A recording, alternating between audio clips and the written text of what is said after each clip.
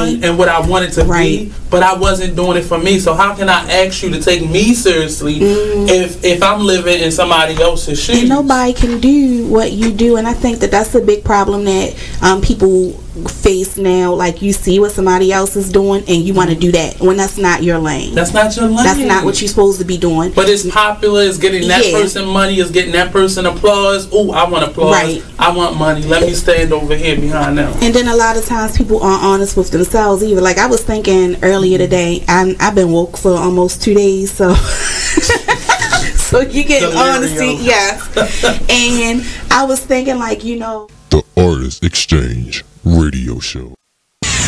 We're rewarding you for something you already do. Listening to us. It's radio loyalty, and it's an easy way for you to get free stuff. All you do is sign up. Go ahead and click the banner now. You'll earn points as you listen. Points you can trade in for great products. You are listening to BeExposedRadio.com.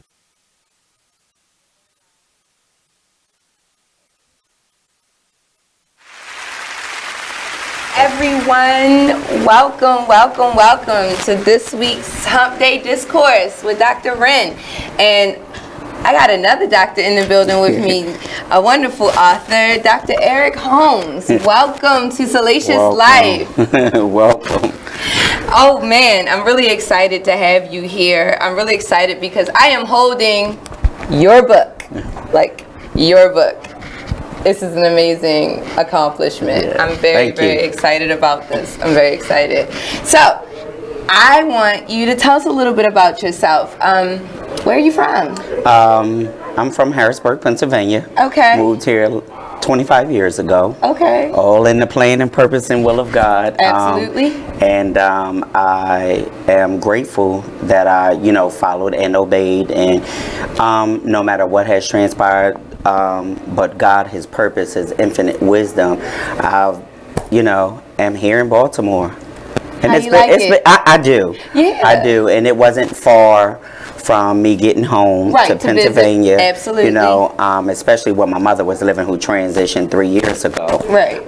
So it wasn't too far to get home in case of emergencies or anything. We're talking Harrisburg. Straight up 83. Yeah, straight up 83. Yeah, and you're right there. So I used to, funny, when I was pregnant with my son, I used to take these rides and get lost, like on purpose. And Harrisburg was one of the places I would get lost. But you could always find a Highs in Harrisburg, so I was happy about that. That always made it worth it, because once I got the Highs, I could get ice cream or eggnog or whatever the hell I was craving at the time. But it was nice to get lost in, I guess I would consider the southern part of Pennsylvania. It's really interesting. But I do understand, like, moving to Baltimore and settling here, and it really is like, I like it. I like it. Like, I love my church. Yeah. For a wonderful church. That's one thing Baltimore has an abundance of. They said, like, out of every city, I think, in the United States, Baltimore has more churches and more liquor stores, but more churches than, per square foot than any other city in the United States. And I believe that, like, religion, whatever your religion is, but religion is very, very important, it seems like, to the citizens here in Baltimore. Yes. And you wouldn't think with so much drama that we have here, but before there's drama, there's always, like, people always give respect to, to their creator. Right. Whoever that may be. I don't like to isolate anybody. I preach inclusiveness. Just be a good person. Don't kill nobody. Pretty much. Here, let me send you this link. But so you've been here for 25 years. Yes, it's amazing. And wow, where'd the years go? Right. So you've landed here. So what kind of career do you have? Like, what do you like? What do you do? For the last 21 years, I've been working for Johns Hopkins. Prior to moving here, used to work for Pennsylvania Blue Shield, Blue Cross Blue Shield prior to moving here, and worked at a couple companies here, like Accenture Medical Center, but then God opened up a door. And then for the last 21 years, I've been at Johns Hopkins. Okay. Well, Johns Hopkins, I mean, one of the things that's big here, the big career here is healthcare. Yes. Most people who live in Baltimore because things have changed here. This used to be a very blue-collar town. Right. Now things have changed to be more so these white-collar jobs that you would get in healthcare. Higher ed is very prominent here because it's a college town. You know, there's so many schools here, universities and colleges here in Baltimore, and so you know the steel workers and the people who, you know, built ships and things like that is not as prominent here. However, nothing against, because you know we got our midshipmen here and they work it out down on them docks, so we have to give them a few props too. But it's nice. So you're working in healthcare, well, that's a nice solid field. And what made you want to write something? Far as writing, it was plan, purpose, all in the will of God, because I just asked for like a project, wanted to be a blessing to ministry, and the thing is after like one of my 5 a.m. prayers, came down one Saturday morning, and I was praying for my leader, praying for them, praying for ministry, and asked God for a project. And so he said, after I got up from praying, went into the kitchen, and it was about 5:30 in the morning, and I opened the door to the deck, and he's like, put it in a book. So I had this tree in my yard, and I've never seen it blossom the way it did. Change colors, and it was at that, it was like 10 years I had been in my house. And then it just changed colors. I've never seen it like that. So he said, put it in a book, from a seed to a tree. So when I turned around, I was standing in the kitchen, he's like, the power of the seed, like literally. So I took a piece of paper and just began to draw, like, of course, if people can see my shirt have the whole clothing line, the power of the seed, the shirt, the hoodie, the sweatshirts. And I sent it to a buddy of mine who's a graphic designer. I said, this is what I want. And he probably was like, what in the world is he sending me at 5:30 in the morning? But, you know, I'm like this. When it gives you a vision, gives you a dream, you got to execute the plan, the vision, the dream. Absolutely. And so I begin to put it into action. That sounds like, it sounds like a plan to me. Yeah. That's pretty much the way everything happens in my life, essentially. It's funny that you should say that, because, you know, I've written a couple books. I've never actually published any of my books because, one, some of them just don't feel done. Like, I just don't feel like they've completed. One, I feel like doesn't belong to me to publish. It was a book I wrote to my son. And, you know, once he's of age and has read the book, if he decides that we should share this with the world, then by all means, I'll go ahead and publish. But I didn't publish that book to him because I feel like it's his. But finding, like, I had a guest on a show the other day, and we were talking about losing your muse. Like, who is your muse, or what is your muse, you know? And I love listening to you because your creator is your muse, you know, like, is giving you the inspiration to share your words and your wisdom and your feelings and your thoughts. Like, you know, this is a piece of you, like, literally, like, a piece of you, and for you to be sharing that with the world, I mean, it's a big deal. People don't realize how much artists give of themselves. It's not about how much money they make, most of them. It's not about anything except for sharing words that we all feel like as artists, they need to be spoken, or it just needs to get the heck out of us, one or the other, you know? But we talked about that. So it's interesting for me to listen to you and hear you say that, you know, this tree, you know, to see something, see a miracle, to see a fantasy, to see a dream become a reality, you know, I mean, it's a big deal. Yeah. It's a big deal. I'm excited. Have to execute the plan, the visions, and the dreams. As we talked earlier,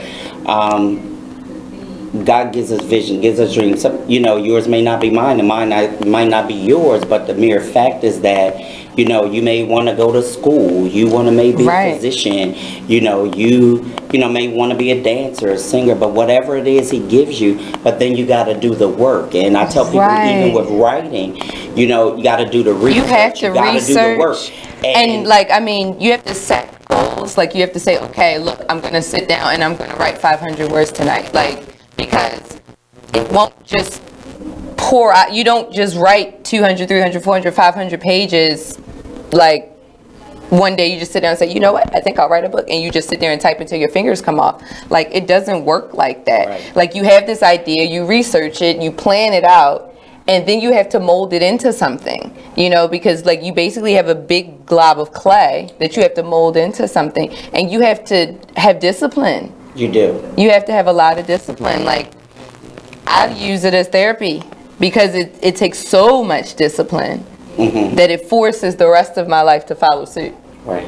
It takes discipline, and that's even in the spiritual and the natural, that discipline, you know, it takes that. You know what I mean? Because whether you're going to be a writer, whatever your craft is, right, you got to be disciplined enough. You got to know, you know, if you got to study, or if you were in school, you got to discipline yourself to study. You know what I mean? Whatever your craft is, or whatever your profession is, and you've got to do the work. Right. And like I tell people, even with writing this book, did the research, went to the library, got a mentor, got people who already... Mentors are really good when you're a writer because they help you stay on task. Do you know what I mean? Like, because writer's block is real, you know, and you get discouraged when you get writer's block. And most people don't realize how, like, hard it is to get over that hump. And it may be just one word that's got you stuck.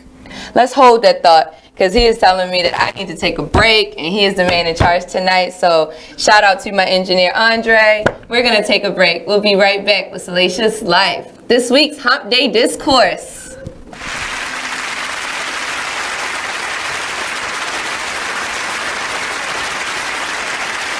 You're now listening to BeExposedRadio.com. Check out this fire flashback. We need to relearn what it is to be these bosses, and how we conduct ourselves as business-minded individuals, and just people in general. I let my gut, and if I call it gut or God or whatever, I'm led by that energy. I know where it comes from. I know where it's, you know, taking me, and you have to figure out what is important to you, and don't play this game. It's a game that we've learned to play, this chess game, and life is not a chess game. Life is real, bones, flesh, blood, decisions. Make sure you check out the Artist Exchange Show every Monday and Friday at 2 p.m. only on BeExposedRadio.com. Be Exposed Radio. Well, if you made them, take care of them. Yeah, that's period. The real. You're right. That's the real deal. It's period. Right. And all that old money shouldn't go toward this, money should go to. If the child is with one of the parents 24/7, 7 days a week, you don't even come get your child every day. You come get your child once a month maybe, or once every 3 months. Right.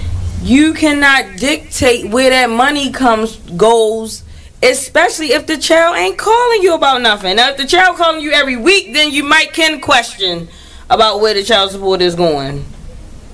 But if every time you pick up the child, they look nice, they ain't complaining about nothing, why are you worrying about where the money go at? It is what it is. Radio Listen to this flashback of Skyline Radio Show. So where we at? Where we talk about the effects and what's going on in these schools, and what people don't understand.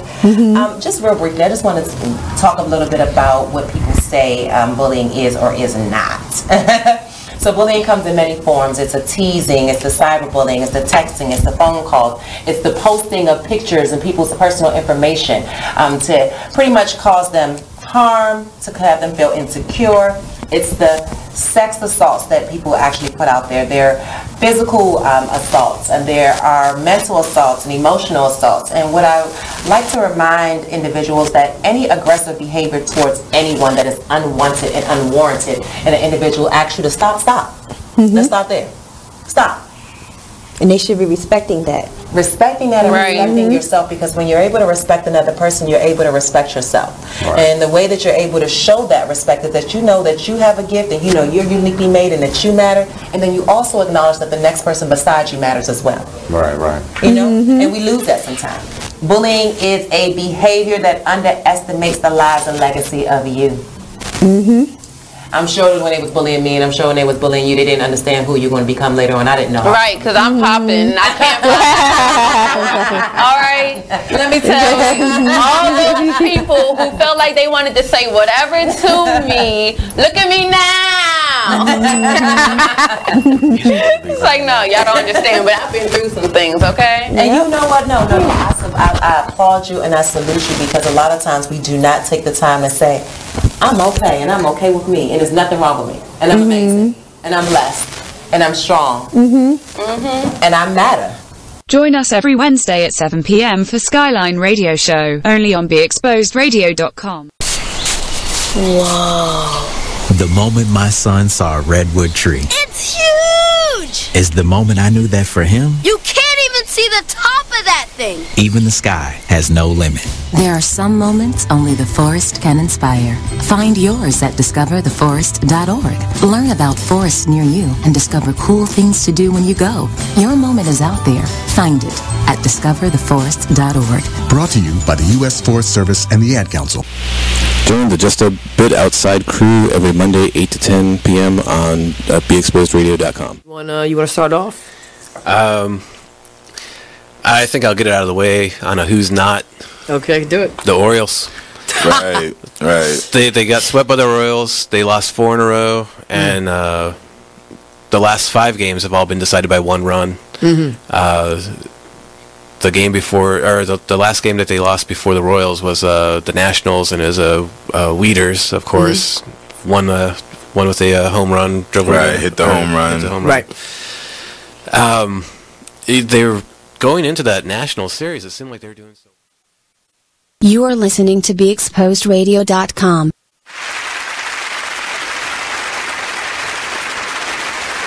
And we're live. Welcome back to this week's Hump Day Discourse. It's the doctor versus the doctor. We have Dr. Eric Holmes here versus Dr. Wren Avery.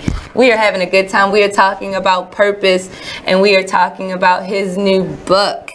When we left off, we were talking about what led you to write at all, and we were talking about the tree. So for you guys who just tuned in, this is the author of this wonderful book right here. I will make sure that I post this on my page so that you guys know where to get it and everything like that after the show is over. So if you can't find him, you'll be able to find the book. Absolutely. So what's your favorite part? What was your favorite part of this book? The power of the seed. And not just because I wrote it, but it was God inspired. But the whole book is really a good book.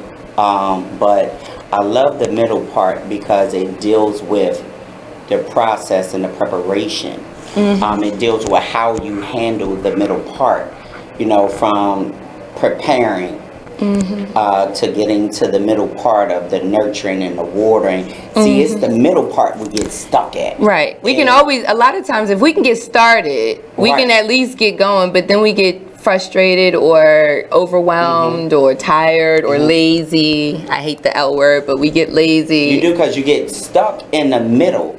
And I remember doing a message called "Don't Get Stuck in the Middle of the Process." Right. You got to keep going. So when we deal with the whole middle process and dealing from the power of the seed and from the natural to the spiritual aspect, from the preparing and preparation. See, it's the preparation and the process and getting it ready. Right. Even the ground, and for the farmer even plants the seed. You have to prepare the ground. I grew up on I grew up on a farm. Right. I know all about growing things.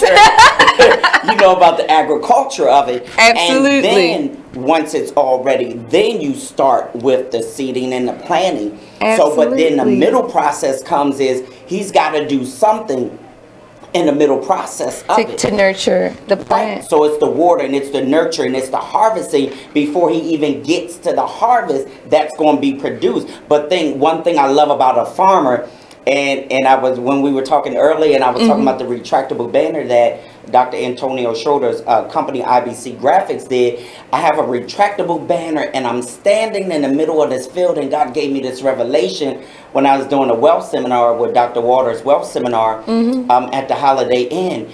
And I looked at it, I said, wow, I'm standing in the middle of a field. But when I look back, it all started with the seed and the planting, but yet I'm in the middle, but yet the harvest is at the end. It's still at the end. So here, but I had to do something in the middle But process. for me, like, and it's funny because I take it even to a grander scale. For me, like, I was the seed. And my life is the middle part. It's the growing, it's the nurturing. People nurture me, I nurture me, God nurtures me, the world, the earth itself nurtures me, and that harvest will be the conclusion of this journey for me. With the conclusion of the you know what I mean? The conclusion. I was just gonna say it like that. And the rejoicing. Right. But we, but aren't we excited? With a seed. But everything started with a seed. For us, everything starts with a seed. We Absolutely. were a seed. But then, like with us, we got to be watered, nurtured. You know, so you got to do something in the process in order to get a product at the end. So don't get stuck in the middle of the process. So one thing about the power of the seed, it is a really awesome book. Short but powerful. And when it was God inspired, and when he gave that to me, like, I wasn't writing a book, I just asked for a project. You asked for something to do, like an idle mind. So you were trying to clean, you know. Yeah, so that's what he did. And so the thing about it is I have another book coming out, which is I'm really excited about.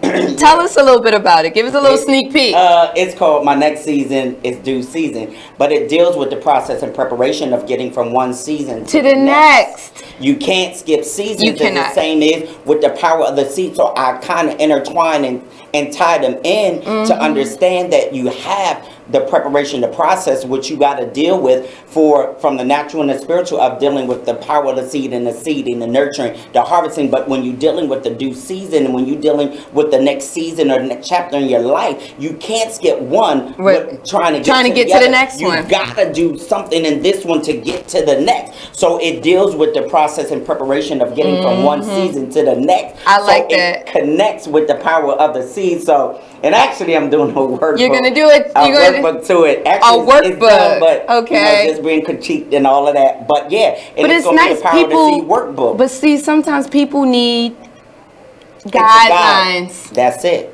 I mean, I guess, you know, for Christians, you know, the Bible is the guidelines. You know, like we spoke earlier. You know, for Hebrews and Jews, the Torah is the guidelines. You're just making like some cliff notes. Yeah, it's the reference, just like for the Christians. It's the reference. It's our roadmap. It's our guide. Or just like when you're at work, there's a manual or a new orientation. You have guidelines, but it even when you're in school, what do you have? The curriculum. They pass it out the first day, and so you just follow down the list.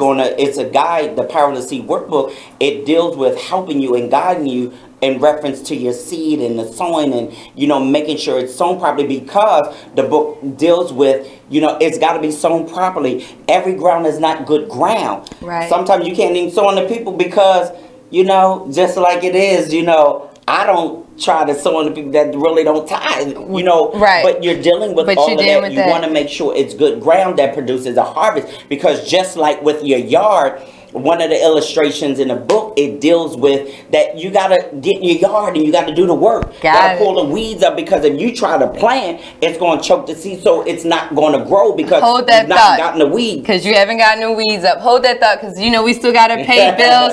Quick shout out to Mike Manaray Records for watching tonight. Thank you so much. We'll be right back with Salacious Live.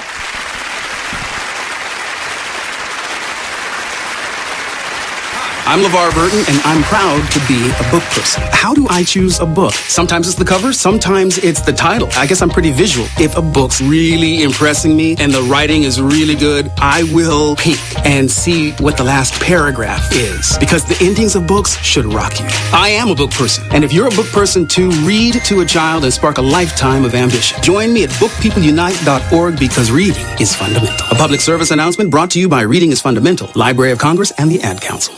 Green light. Hey girl, School zone. I'm getting hungry. Car changing lanes. You want to meet me for pizza? Stop sign. Intersection clear. Yeah, street. Pizza sounds good. Ballin Street? Girlin Street! It's hard to concentrate on two things at once, like texting and driving. Stop the text, stop the wrecks. How will you stop texting and driving? Tell us at stoptextstopwrecks.org. Brought to you by the National Highway Traffic Safety Administration and the Ad Council.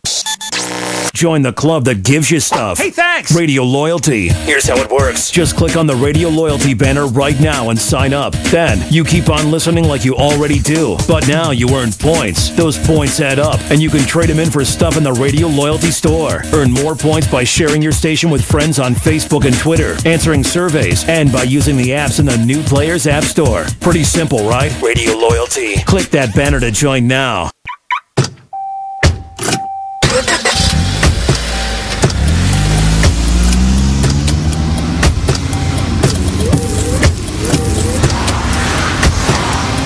Driving has a rhythm all its own. Don't wreck it with a text. Before you get behind the wheel, silence your phone. Or better yet, designate a texter. For more text-free driving tips, visit stoptextstopwrecks.org. Brought to you by the Ad Council and the National Highway Traffic Safety Administration. Green light. Hey girl, school zone. I'm getting hungry. Car changing lanes. You want to meet me for pizza? Stop sign. Intersection clear. Yeah, street. Pizza sounds good. Ballin Street? Girlin Street! It's hard to concentrate on two things at once, like texting and driving. Stop the text, stop the wrecks. How will you stop texting and driving? Tell us at stoptextstopwrecks.org. Brought to you by the National Highway Traffic Safety Administration and the Ad Council. The Artist Exchange Radio Show every Friday, 7 p.m. to 9 p.m., every Saturday, 12 p.m. to 2 p.m. Real artist, real talk, real live on BeExposedRadio.com. I was meeting with a friend yesterday, and I've gotten to the point where don't ask me a question because the truth is going to come out. And exactly. Just don't do it. If you ain't looking for the truth, don't come to me. Don't do it because I can't hold my tongue, and she wants to be this.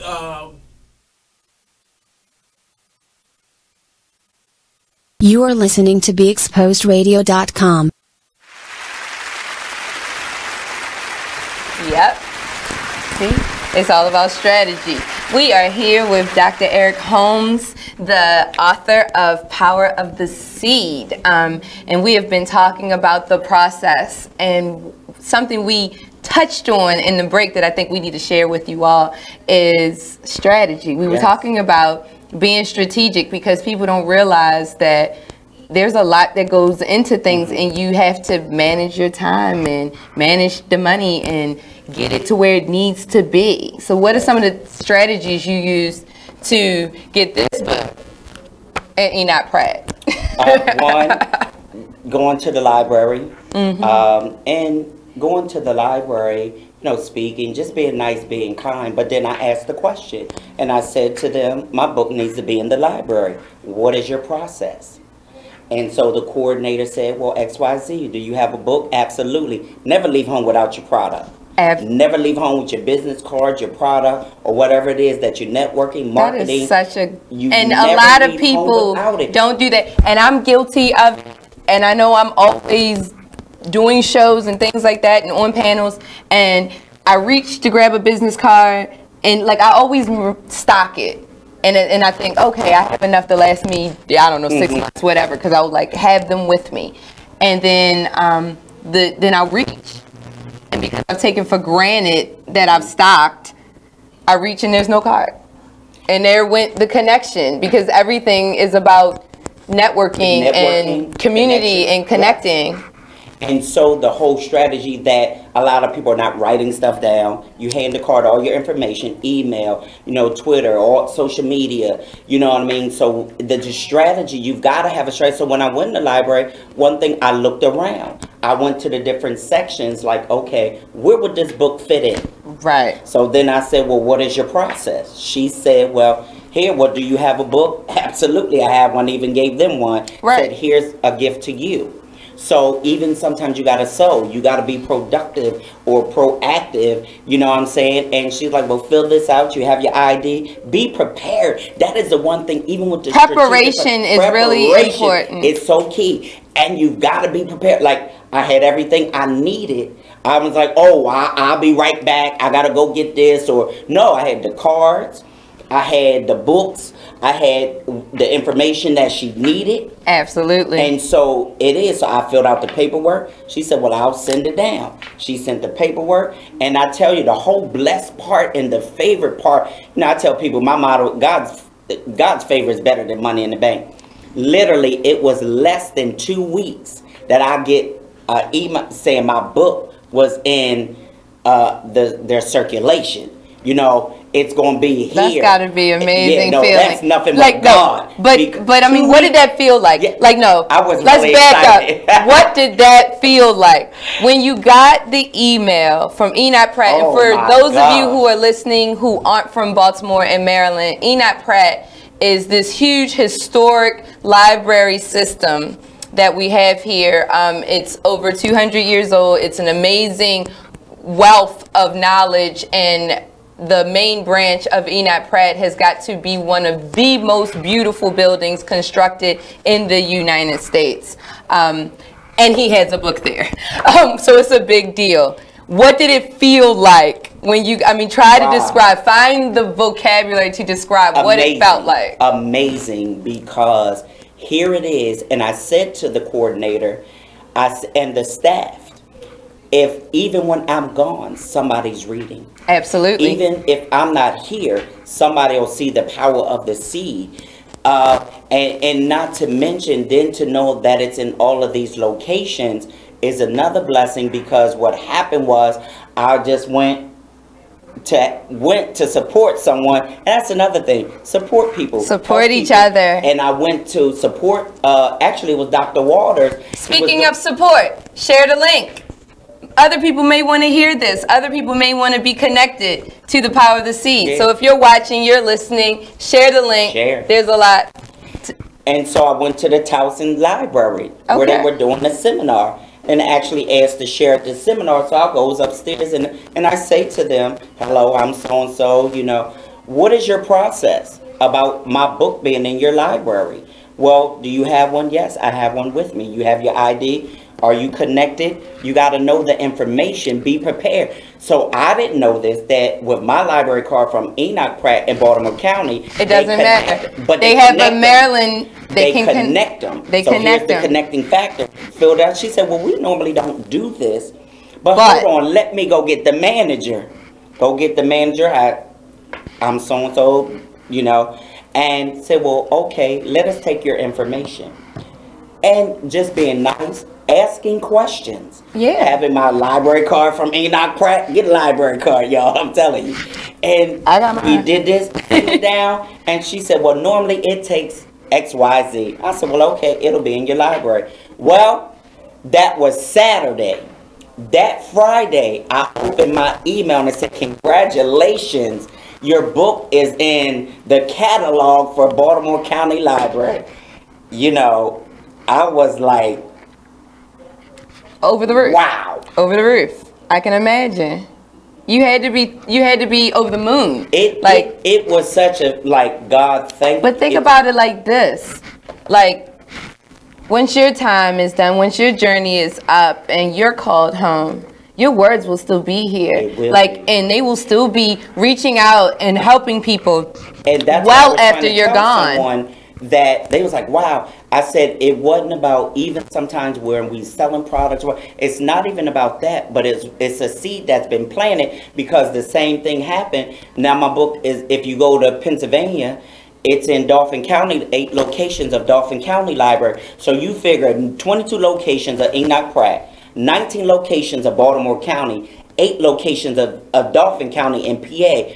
Look how many people will read your story or your words or that's been birthed, that you shared. Absolutely. So all of these people. So guys, if you're in the Maryland, Southern PA area, Go to the library if you can't afford the book. At least read the book. You're going to want your own copy. But if you're one of those people who need to try things on, there you go. Go to the library. If you don't have a library card, you are missing a necessary part of your life. It's like anything else. You need to breathe. You need clothes.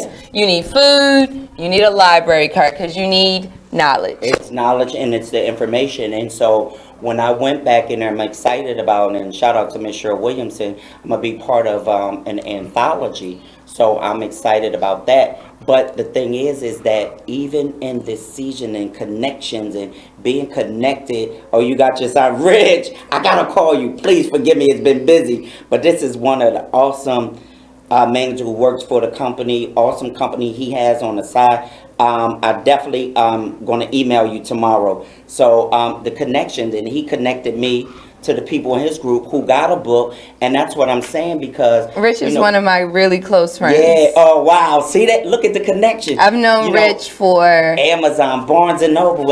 How long have I known you, Rich? Wow. What? 17 years? 18 years? See. Line brother. But this Sigma. Is what I'm talking about. Connection. Absolutely. And that's another part of it. Integrity, character, and credibility. Absolutely. Because you have to have all of that. Because like I said, the lady said to me when I walked in the library to start prepping for this other book, they was like, wow, we were so glad to help you and thank you. I went and supported them at, a family funeral, just being nice supporting them. Yeah. And then I looked on the shelf and took a picture. I said, wow, somebody just returned the book. And I got so excited. Yes. But I said to them, thank you, because it started here. Absolutely. And not only that, I was the first author to do a book signing there and a teaching, which one of the oldest persons in the teaching was 90. Wow. And gave me so much wisdom. Absolutely. And that blessed me, because the wisdom and knowledge that she gave me at that teaching was far more than me selling a book. Oh, absolutely. Because what did Michelle say? You're not rich until you have something money can't buy. Money couldn't buy the words of wisdom of a 90-year-old. I mean, she sat at the front. Shout out to Michelle Obama. Hey, yeah. Right about it. Listen, yes, indeed. And, and the thing about it is the richness, and that's priceless, because you can't get that. And even my former pastor, late Apostle Evans, would say, it's just nice to be nice. It is. It is. And my bishop now, I believe that wholeheartedly. Like, nice is my natural way. Yeah, my bishop now teaches love. We're going to love one another. The scripture tells us that. And so here it is that doing that, the connections, like when I go to this unity and service, shout out, thank you, Miss Pat Rogers. I'm so honored and May to be going to this, unity and service conference. I'm telling you, it's a blessing. It's a privilege. One, anytime God blesses or opens the opportunity, or even when people, as my bishop says, ask you to come back. It's a privilege. It's an honor. But what are we going to do with sharing the knowledge, sharing the wealth? So in this whole strategy piece, even in this whole plan and preparation, like 3 people reached out to me. Well, how did I do with, or what do I need to do with writing the book? Well, first of all, if he gave you the vision and dream, just write. Just write it. It's in you. You can do all of the other stuff later. It's just doing the literally part up front. Just put some words on paper. And shout out, I got the best book company. Shout out to Purposely Creative Publishing, phenomenal book. Purposely Creative Publishing. Purposely Created Publishing. I like that. Yeah. There's a alliteration there that just kind of catches your mouth. I love that. Coach, so even with corrections and all of that, they were helping. So you've got to get people and mentors and people of knowledge that has already done where you're trying to go or what you're trying to do. Absolutely. Like I always shout out, Miss Cheryl, for all the 12 books. But she's blessed me with wisdom and knowledge, and all those that pour into you, learn, and all of that, say thank you to God. Learn to say thank you to others that have helped you, because it's an opportunity, it's a privilege, because people don't have to be nice, but when people help you and support you, like I have 3 clothing lines. Well, one is getting ready to come out, but you know, favor will change the rules, and it will. And then, you know, the power of the seed, and then I have one coming out that you love. It's not personal; it's just purpose. You know, whether I told somebody whether you support or not, y'all will see me rocking that one. It's just purpose. It's just purpose. And we have purpose in life. Everybody has a purpose on this earth. You just have to find it, or as my first lady, Dr. Pender, said, just do it all. Because what your purpose and designed to do, you're already doing it before you get there. And so here it is, just can do it. And I tell people like this, just let your passion push you to purpose. Just keep pressing, keep pushing, and keep pursuing purpose. Absolutely. You gotta have this strategy. Like I was just sharing on our break, I wrote a 5-year plan, looked at my vision board, my prayer and objective board. So here it is, redoing it, redefining it, marking it off, and what people have to realize is when you make a plan, when you're becoming strategic about your moves and things like that, like you plan out a year, 5 years, 10 years, that doesn't mean that can't be moved. That's not etched in stone. Yes, it's a guide. You want to try to stick to your plan as much as possible. But if you find that a different, what's the word I'm looking for? Like a different path or a different process may be, you know, or even a different perspective, or even a different perception, like life changes. You may see something that changes your perspective. You can tweak your process. And the thing is, like, even when in Jeremiah 29:11, God, we have an expected end. He gave us that to give us future and goods. He given us an expected end. And even when we write out our plans, or, you know, I love my pastor's wife, she always, Dr. Pender, has powerful words, and she said, God pencils us in his agenda. We may have agendas, we may have cell phones, we have calendar. They're altered, they're changed, but the mere fact is my preparation, you know, my strategic planning is to have a plan in place. Yes, things can alter, long as it's in his plan as will. Things happen in life. Absolutely. But just at least be ready. Have an A. But that's the thing. Have an A, B, C, and D plan. You always have a backup plan. You never spend it all. Like, you know what I mean? Like, I do believe in putting your heart into something, especially something where you're planning it out. It's something you want to do. It's something that has spoken to you, have moved you in a certain way. But when you're planning and prepping, remember something my grandmother used to say. She would give me $1 before church, right? Every Sunday when I was a little girl or whatever. She'd give me, or whatever, $5, whatever it was. And she'd say, church gets half. Savings gets the other half. Right? She was like, don't worry, you always have what you need. And that was all she ever said. And I used to sit there and think, I have nothing left. If I give church half and put the rest of it in savings, you were planting a seed. But what she was telling me, what she was teaching me was to always have a rainy day fund. Yeah. And also she was teaching me that a heart that's open to give is always a heart that's open to receive as well. So you will always be taken care of. She was teaching me to sow when I was a child, and I had no clue. She made it part of my fabric. And now to sow. You look at, even as Isaiah said, that's what I love with the one scripture, really, which is based on this book, Isaiah 55:10. He gives seed to the sower. So she was planting seed, you were sowing. Now later in life, now all that you're doing, you're seeing the harvest. And one thing, the illustration God gave me about a seed, it germinates through the underground process. Right. But when it gets to the set time and season, now it's the harvest. But when we go back to Genesis 8:22, when he says, as long as the earth remains, there shall be, you know, I'm a preacher. I know. Seed time and harvest. You knew he was going to take us to church. Yeah. I just want to tell y'all that you getting your midday. If you miss Bible study today,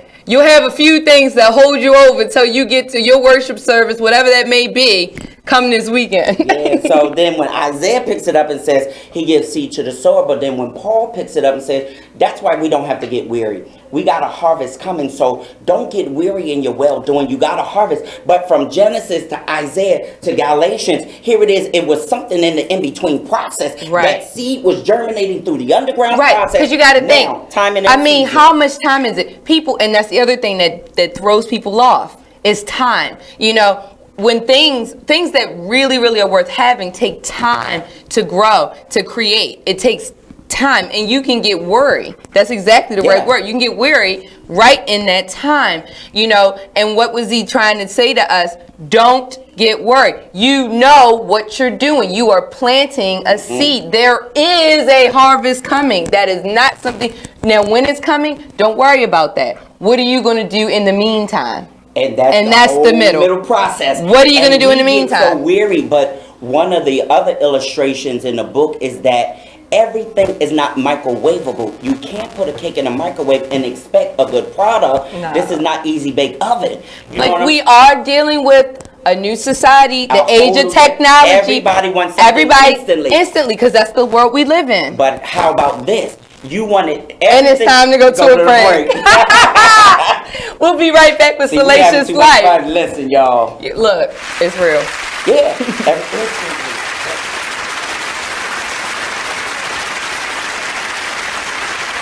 So, Jacqueline. Yes, Mom? I wanted to talk to you about something and... Oh, wait. Hold on. I just got a text. Oh, there's another one. Wow. Busy me. So, anyway... Oh, wait, Mom. I just got a message. My friends keep commenting on my comment. Oh, there's another one. So many comments on my comment. Oh, I can't wait to watch TV tonight. Playoffs! Hey, guys, check out my new video game. Pew, pew. Wait. Mom, what? Huh? What? Hold What'd you say? Wait a second, what? This weekend, unplug. Take your family to the forest. There's nothing in the world like experiencing nature firsthand. Trees, paths, bluebirds, streams. Getting closer to nature can get you closer to your family. To find the forest nearest you, go to discovertheforest.org. Brought to you by the U.S. Forest Service and the Ad Council. Check out this snippet from the new season of Talk Lately with Monty about Jennifer Holliday. Anyway, let's get back to... Yeah, well, what I wanted to say is that I can understand 100% where Jennifer Holliday is coming from, and that's sort of kind of where my 20% came from. When I basically came out and said who I voted for, I received a lot of backlash. Even on my own talk show, which comes on every Monday from 5 to 7 p.m., I was called a coon. Okay, yeah, shout out for the plug. But yeah, someone actually, you know, they told CJ Bernie that I was a coon, and that really hurt me. I've been called everything from a fat whatever and everything, but someone actually commented on his Facebook. I didn't even say that. That's kind of rough. Called me a coon, but it's like I like you. It's crazy because I just feel like someone like Jennifer Holliday. I understand. You are listening to BeExposedRadio.com.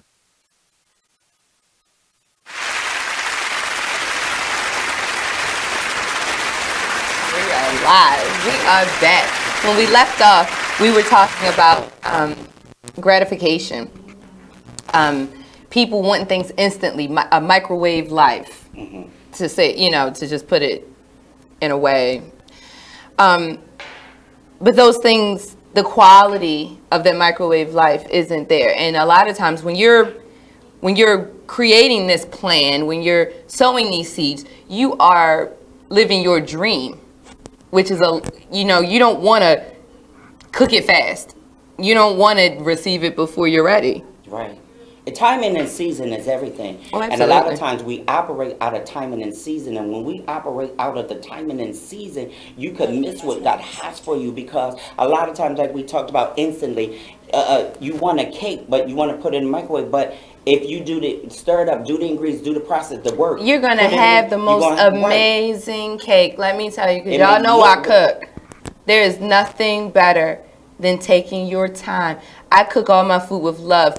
It's funny because my father will ask people, has she ever cooked for you? If she's never cooked for you, she don't really like you. Like he says that all the time to people, which I think is funny. But I do. I cook with love. It takes time. Yeah. You know, like when I would cook these big Thanksgiving dinners for my family, like I'd start on like Tuesday. And Thanksgiving is not till Thursday night, but it takes time.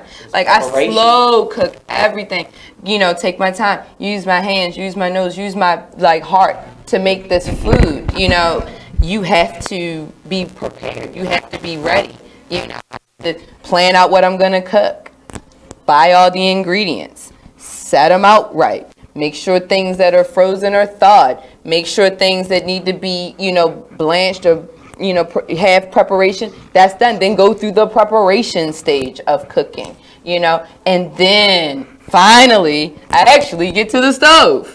And so, and they see that's the workbook is dealing with the process and preparation, because we try to skip so many of the process. Right, they want to go straight from the refrigerator to the stove, and you miss the counter. You miss the chopping block. A TV dinner or even a cake, sometimes you take it out too soon. It may look good on the outside, but it's not done. And it's not done on the inside. Might be steaming for a TV dinner, might be steaming, but and then it's frozen in the inside. Frozen. So what do you have to do? You got to put it back in. So now here it is, more time that you have allowed instead of going through the process, the preparation, and allowing. Because either you're going to eat it hot or you're going to eat it frozen, and you don't really want it frozen. You want a warm meal. So take the time. So that's why timing and season is so key. The preparation, the process, the middle process is so key, because you've got to go through the necessary steps. You cannot get a doctorate without saying that you got an associate. You can't, you know, say, hey, I'm going to college, and you don't have a GED. Right. You've got to go through the process and obtain what it is for the next, or the next chapter, or the next chapter, next season, or for me, the next generation. Yeah. That's a big one for me. What are we going to be able to... And you know, I hate to pull the race card, but I have to say, in African American communities, we don't have enough of the concept of legacy, about sowing seeds that you may not see the harvest for, but you know, but you're doing this in preparation for the next generation. Sometimes it's just as important to put in the work for the next man. It is, because if we go back. Let's not be Abraham, selfish. We talked about that. We're the seed of the right. We're the seed of Abraham. Absolutely. You know, we go all the way back. But when for my doctoral, I had to study Jewish history, and I had to go to the synagogue. I had to go to a bar mitzvah. But one thing I love about how they prepared them, even at turning 13, 600 and something laws that young man knew. He had to them learn all, and knew them in prepared. 2 languages. Yes, prepared. But then not only that, they prepared him to go to high school. They prepared him with a trip to go back to about when they sent him to Israel. They prepared him, you know, that he had someone for 2 years to prepare him for the day that he was going to do the bar mitzvah. They prepared the preparation, but they leave a legacy. They leave a heritage. And not only that, they divide everything equally. Right. So here it is. They got a strategy. They have a plan. See, they have a strategy. And they sow. And even if they're not here, it's for their children, their children. So, and that's how seed it grows. Look at the bottom of the tree. It started with the seed, roots. But when the roots grow deep, that's why you can't really shake it. And nothing that you can will ever grow unless you cut it off at the root. It will always grow back. And so here it is, the power of this. It's so powerful. And I tell people this all the time, even when, you know, I'm teaching or doing workshops, how powerful your seed is. When sown properly, and that's the whole book, it's sowing properly. Because every ground is not good ground. So you got to understand where so you're let me just put it in perspective for these people who may not have an agricultural background. All right, so you have to prep a ground. So for instance, we'll take my favorite crop, right? The one that destroys the ground, right? We'll take tobacco. We all know what tobacco is, right? Well, tobacco is a very, very harsh crop on the ground. So we're going to start with, we just harvested tobacco. We have a blank field, right? I got 1 minute to tell you this story and teach y'all real quick. This is going to be cliff notes on how to grow something. Okay, you have to burn the field after you harvest tobacco because you have to put the nutrients back into the soil. Then you have to turn the soil. Then you have to irrigate the soil. This is all before you plant the seeds. This is all before you plant the seeds. Then you plant the seeds. Then you won't see anything because that seed does not grow up first. It grows down because it has to get solid. On that note, you get it. We're going to come back and we're going to continue to talk about purpose and preparation, strategic planning, and legacy, because we are talking about the powers of the seed here on the Salacious Life Radio Show with Dr. Wren. We'll see you in a minute.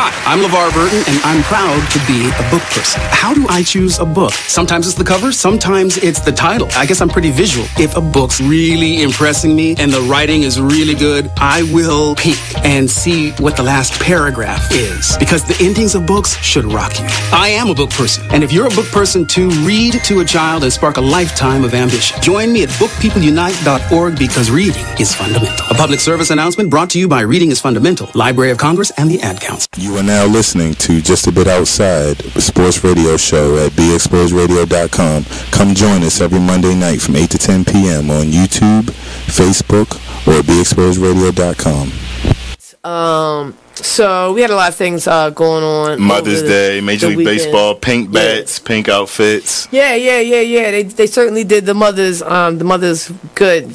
They don't show them justice. Like Jimmy said, the pink bats, cleats, all types of pink highlights in the major leagues. The Orioles were swept by the Kansas City Royals. Wah, wah. The Kansas City Royals. Thank you, Eric. Kansas City Royals is they're like one of the worst teams in the Major League Baseball right now. Yeah, so that was a little tough. Yeah, so the Orioles no longer have the top record. It belongs to the Washington Nationals now. Yeah, so that was tough. So hopefully they'll get back on track with the next series. Maryland, we got some local sports, collegiate to report. The Maryland lacrosse. Let's shout out the Maryland lacrosse team. They are in the NCAA tournament, and Hey, this is Mark, just a bit outside on BeExposedRadio.com. Listen to us every Monday, 8 to 10 p.m. on Facebook and on YouTube.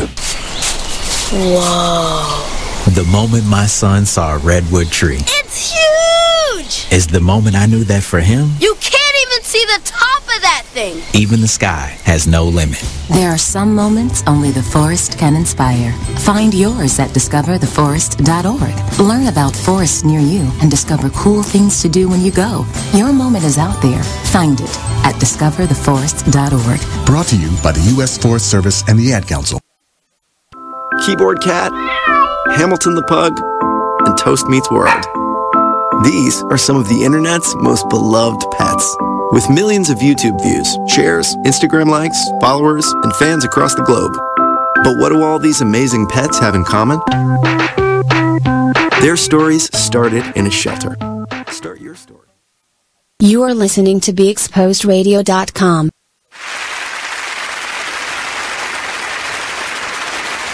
We're live. Hey, we're live again. We are back. We were talking about purpose and process. We were talking about strategy and legacy, and that's where we left off. So we'll pick it right back up right there.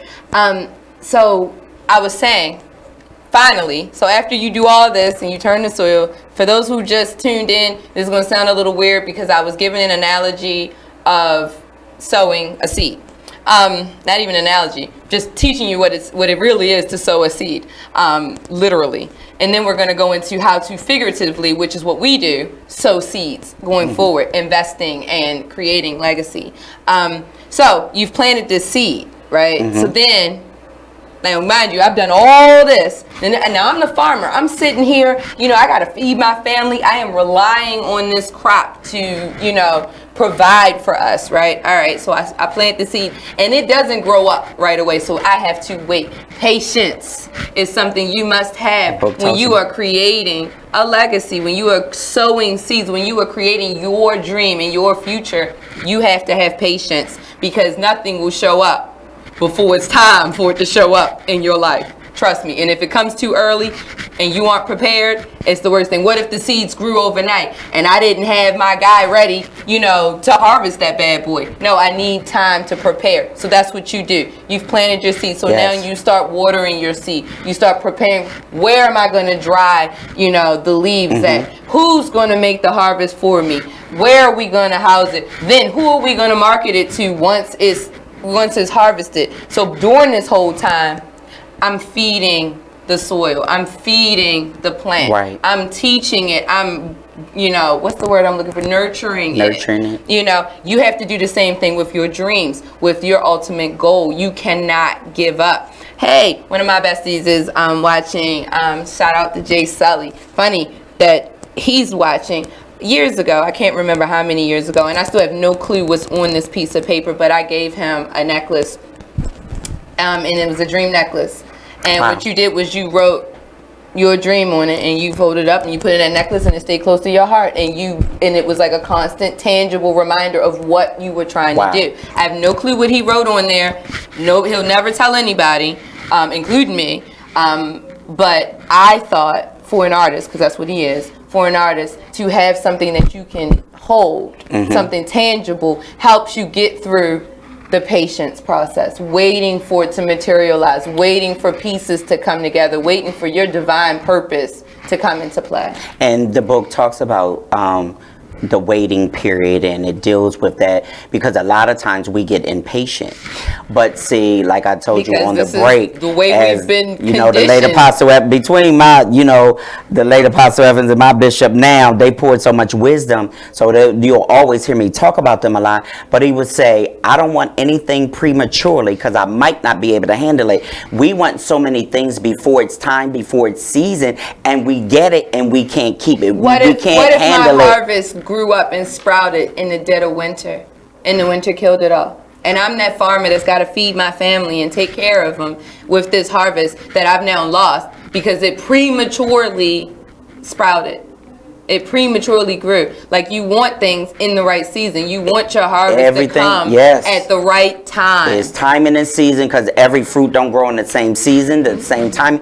You know, we don't even develop and grow in the same season and timing. But the mere fact is this: timing and season of God. It's the key, the timing and season. And that's why I always tell people, don't try to operate out of your timing season. Don't try to say, I can't follow Dr. Wren's, that path is her path. You know what I'm saying? I might can get some knowledge or some wisdom if she wanted to share. And there's times where our paths overlap. That's it. And the same even from the natural, but the spiritual aspect, even for the believer, we plant, we seed, we sow, we're expecting a harvest. And I tell people, it's not always in money, but it's in favor. You might be seeding for a miracle for somebody, their health, for the college of your children. You know, you might be seeding, you know, for a door to be open. So it's not always in money, but it's in health. It's in, you know, it is in a favor. You know what I mean? It might be a door you need open. It might be a job. It might be for a home, or, you know what I mean, for somebody else. Right. Right. So you're planting a seed, looking for the harvest, and we sow. So we're looking, hey, Apostle Parker, we're looking for the things to grow, and it is. So that's why that whole illustration messed me up and said, wow. The seed germinates through the underground process, but when it gets to the set time and season, it's going to produce the harvest. But isn't this amazing? Now, here's the other thing, Dr. Wren, amazing thing. Hold on, what you about to tell me?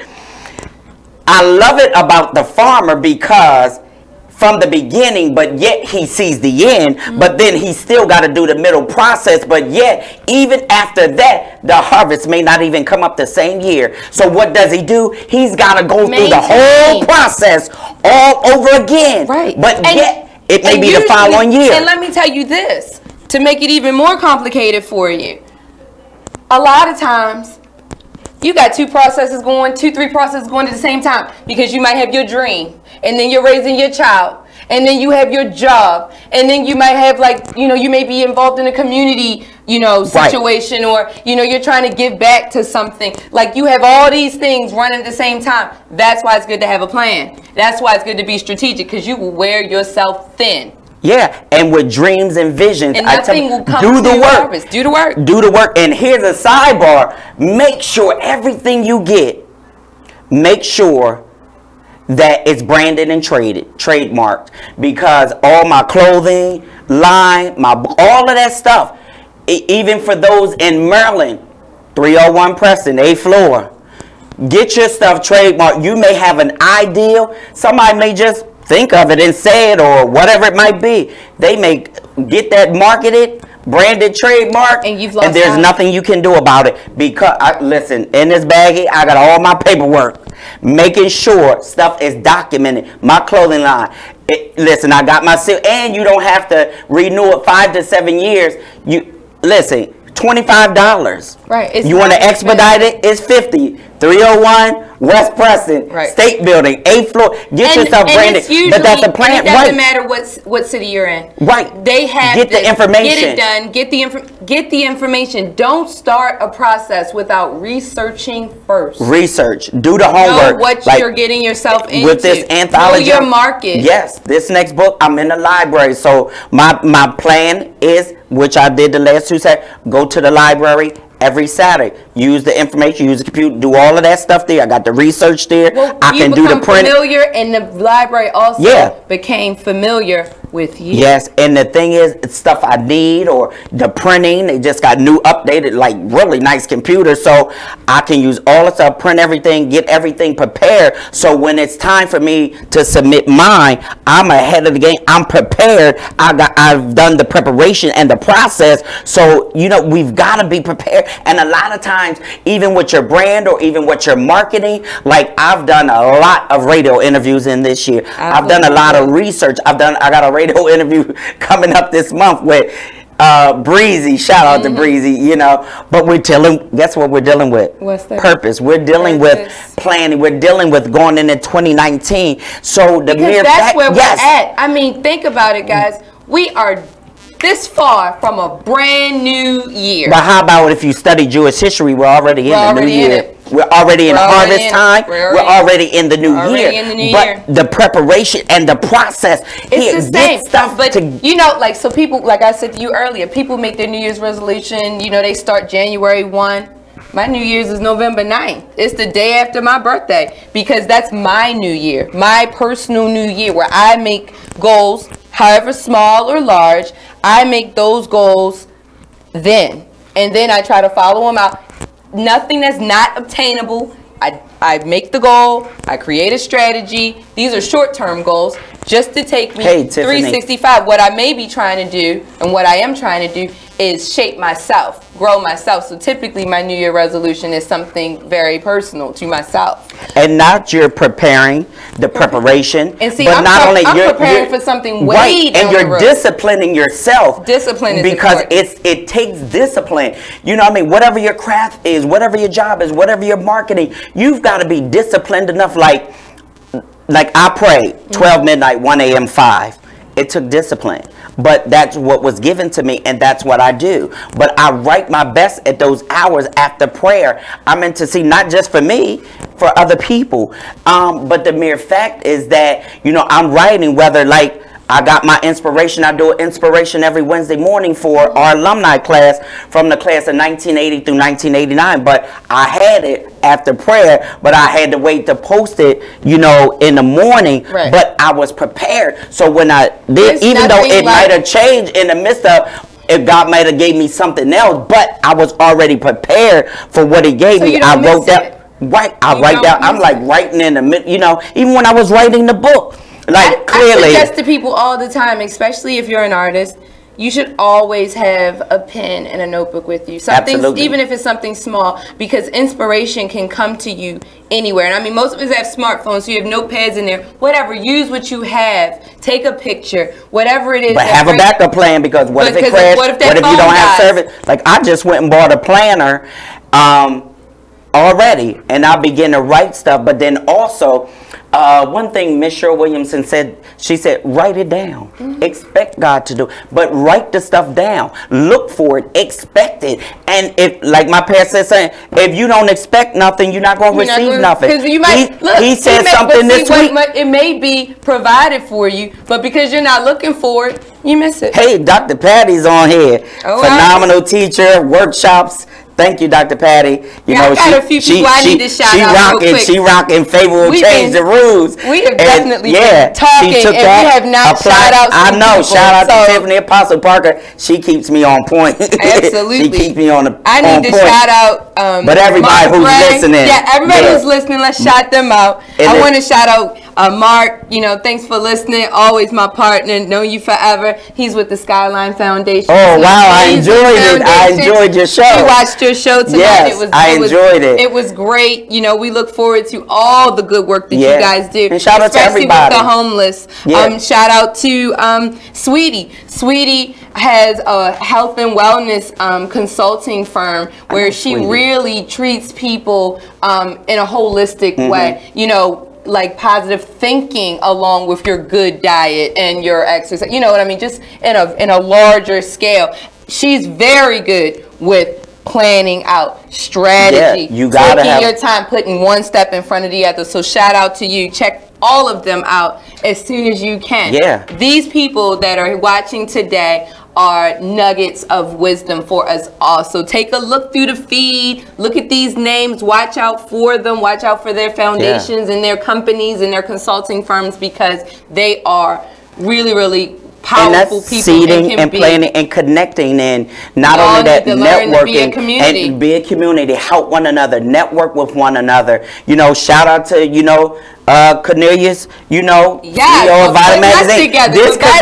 But this was so God ordained, because the divine plan. All of this was already purpose in eternity that manifested in time, because literally I was going somewhere else, to be of support, but yet though I had a plan, but yet his plan superseded my plan, but yet because it was divinely ordered in eternity manifested, now we connected. Now look at the chemistry. So here it is. Now seed's been planted that we're sharing with so many people. So look how powerful the seed is, from wisdom, from knowledge, from wealth. So it's just more than just, I tell people, just more than money, but wealth, finances, information and knowledge. Information is so important. Like, I don't understand why people aren't more driven to understand things. I'm constantly researching and writing and reading about things because I want to understand them. I reach out to people like you and Sweetie and things like that because I want to understand things further. And you may be probably a lot more versed in a certain subject matter than I am. Right. So I go to the expert. Don't be afraid. That's to it reach right out, there.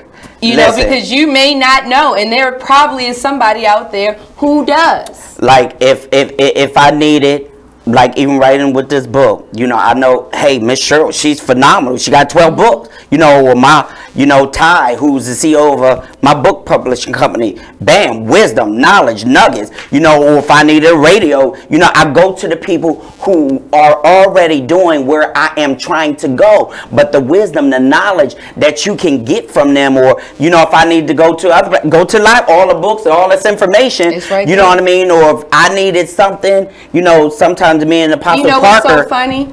I go to the library for inspiration, and a lot of times I never ever pick up a book.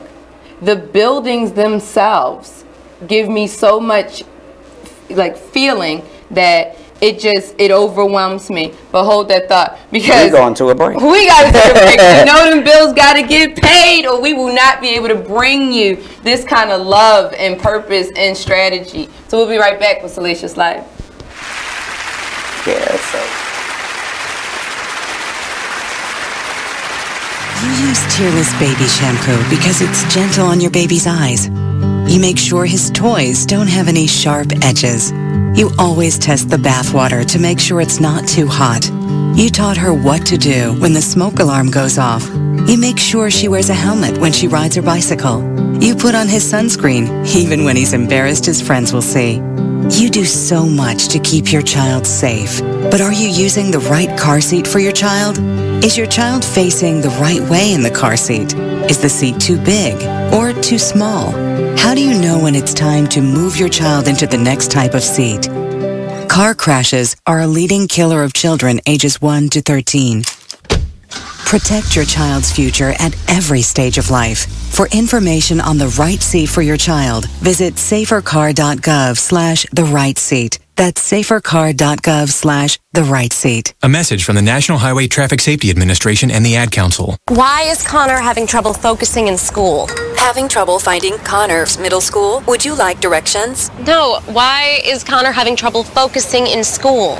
Finding lowest airfare to Istanbul. No, I'm tired of fighting with him over homework.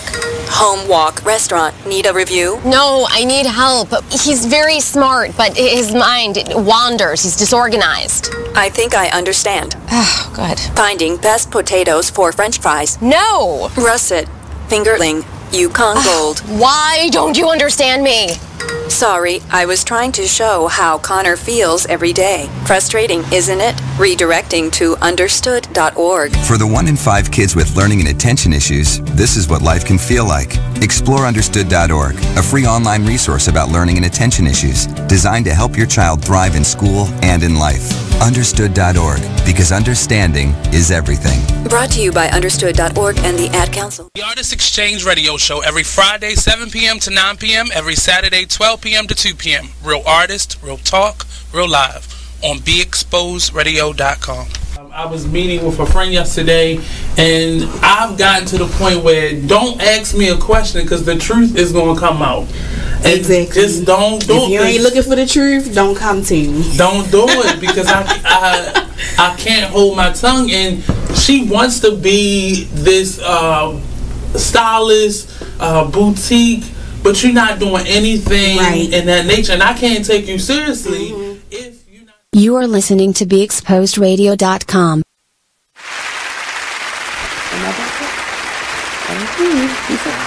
And now we're back. We are back. I'm here with Dr. Eric Eric Parker. I'm mixing you up because I'm thinking about Ms. Parker on the feed. I'm here with Dr. Eric Holmes, and we were talking about, like on the break, we were talking about the process. He studied Jewish history, and he was talking about the process in which it led up to a bar mitzvah. And I was thinking about that because I am familiar with the process. If you're not, you really should. It's too much to talk about tonight, but I really think you should look into it because it's not the practice that I want you to understand, but the process that I want you to understand. Like, they strategically teach their children certain things at certain times leading up to this point in their life where then they take on the larger information, the stuff that they need to be emotionally mature enough to accept. Exactly. They hit it at 13 and to prepare them to be an adult. And I love the process, and I would hope that we all find like that process, like adopt processes, like it's what's the word I'm looking for? Like processes can be adapted to anything you're doing. I mean, it could be cleaning your house. Not only in the preparation, but they prepare them even for the process of where they're going. And not only that, they give them, but then they make sure they know it. And even with the preparation leading up to that, I was so amazed because when we went to the synagogue and we went to this bar mitzvah, I'm listening like this young man saying words I couldn't even pronounce, but they prepared him to that point that he knew all the laws, he knew about his history, and then they were preparing him for where he was going. So even they planting, they're seeding, they're sowing, they're preparing, but the whole process and preparation was leading up to that point. But then not only that, but for where they're going. But then what they do is they're leaving a legacy. They're the heritage that they're leaving. So we can adopt that we like, and we all do this. Like, but we just don't do it in such a formalized way. We all do this in our own families and neighborhoods. We sit there and we talk to the old person. Like you sat there and talked about the woman that you met, the old woman that was in the class, the older woman in the class that you learned so much from. Like, we do that. We pass on these nuggets of knowledge to one another, in not such a formalized way. I think part of, you know, us losing who we are in life, and then in legacies, and we haven't prepared legacies enough. Like, you don't have to be rich to be preparing a legacy. Speak the word. Let them understand the history of the family, where you came from, what some people did to get you to where you are. It's priceless. Money can't buy that. Money can't buy that. Create your legacy, because what you're doing is you're strengthening the generation after you to take what you have given them and the mistakes that you have made and the wisdom that you have gotten from said mistakes, and then they grow from it. And then God willing, they'll do the same thing. They'll take nuggets of knowledge and pass it on to and you the build following upon, like I said to them at work, about team building, you build upon the foundation that was already built. You just keep building. Absolutely. Okay, here you have a foundation. Build upon it. Build upon it. Because a team, together effective, achieving, more. It's got to be togetherness. It's got to be trying to achieve, but I'm building upon a foundation. So here's a foundation, but I'm building upon it. Not turning it, just keep building. So that is just keep for putting, some. and people, don't think you got to make these grand gestures when you're building. I mean, some days you'll be putting on layers and layers of brick. And some days you'll be lucky to get one slab of mortar in there. But you just keep building on it.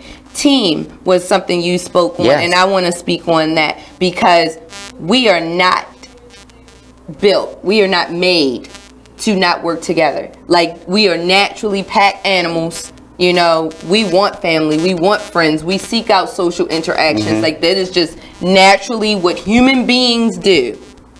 So be a team. Let people work to their strengths, and everybody benefit from everybody's strengths. When I was in college, the best thing that ever happened to me, I'll never forget, my first semester in college, the best thing ever happened to me was I found a great study group. You know why?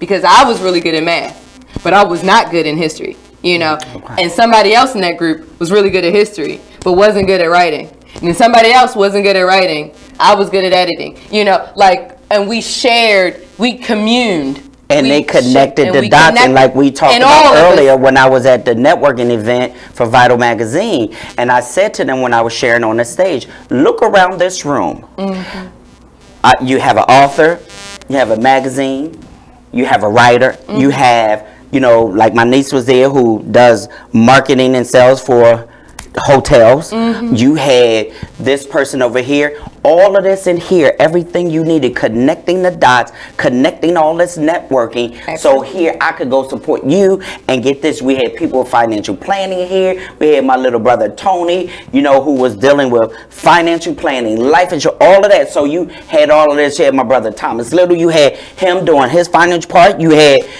my girl, she was, she does sales. She owns her own car dealership. So if you needed a car, all of this was right in the room. You had the chefs over here. And people don't take advantage of what's the word I'm looking for? I am at a loss for words. They don't take advantage advantage of the things that are provided. That's available. Networking, they don't take advantage. Or these are resources. The resources. People don't take advantage of the resources that are readily available to you. Like I said, go get a library card. It's free. All it costs is the energy it takes to go there and do it. It takes 5 minutes, I promise. And all you need is an ID. Like, it's not that serious. And you can even start the application online now. So, you know what I mean? Listen, me doing that library card and having that, when I presented saying my book, I had a library now. And if I wouldn't have had the library, I would have. That door would have been closed without that key. Absolutely, because they was like, "Well, do you have a library card?" Now, what if I didn't have a library card? They would have had to get the library card. But see, you've already lost a level of respect right there, because these are professionals that work in a place that you want to be a part of in your own way. They would have looked at you like, this dude walk in here, he want his book up on the shelf and they never been in here before. And don't have a library card. And don't even have a library card. Like, what is wrong with him? Like, that's what they would have looked at. You gotta be prepared. But you have to have. When you walk in a business or. But you won't even walk in. Have your keys. Yeah. That's all I'm saying. Don't walk out the house without your keys, because you will find yourself locked out of life. Yeah. You will find yourself locked out of life. Have your keys. In a very real way, and in a very spiritual way. Have the keys. We're talking about preparedness. If you're going to market yourself, have the materials, have your research, be prepared. If you're going to school, have your backpack, have your books, have a pencil.